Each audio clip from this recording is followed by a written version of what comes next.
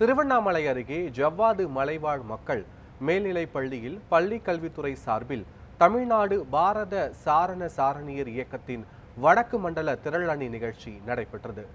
ஜமுனாமரத்தூர் பகுதியில் உள்ள ஜவ்வாது மலைவாழ் மக்கள் மேல்நிலைப் பள்ளியில் பள்ளி கல்வித்துறை சார்பில் பாரத சாரண சாரணியர் இயக்கத்தின் வடக்கு மண்டல திரள் அணி நிகழ்ச்சி மாவட்ட ஆட்சியர் தர்பகராஜ் தலைமையில் நடைபெற்றது.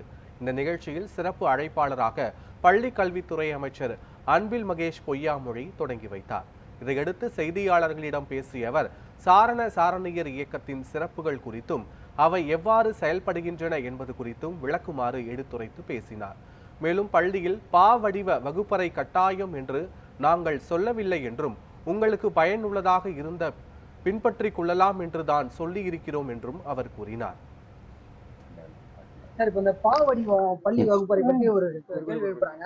அது மாணவர் அந்த தமிழ் செய்வர் என்ன சொல்றாங்கன்னா, அது மாணவர்களுக்கு வந்து சுமை ஏற்படுத்தாது, ஒரு கழுத்து வலிக்கும் அந்த மாதிரி குற்றச்சாட்டு. எங்கேயுமே அது கட்டாயம் நாங்க சொல்லவே இல்லையா. எங்கெங்கெல்லாம் அந்த பாவடியத்துவங்க வந்து நடத்தி பாருங்க, உங்களுக்கு அது பயனுள்ளதாக இருந்தால் நீங்க அதை பின்பற்றி கொள்ளலாம் என்று தான் நான் சொல்லியிருக்கேன். ஏற்கனவே நம்ம வந்து தொடக்க கல்வியில் பிரைமரி ஸ்கூலை பொறுத்த வரைக்கும் அந்த மாதிரி தான் உட்காரவே வைக்கிறோம். குழந்தைங்களுக்கு சின்ன வயசுல அப்படி தான் உட்கார வைக்கிறோம். அந்த விதத்தில் உங்களுக்கு குழந்தைங்கள் ஒவ்வொரு குழந்தைங்களுக்கான அந்த ஃபோக்கஸ்டாக இருக்கும் என்பதற்காக சொல்லப்பட்டது தான்.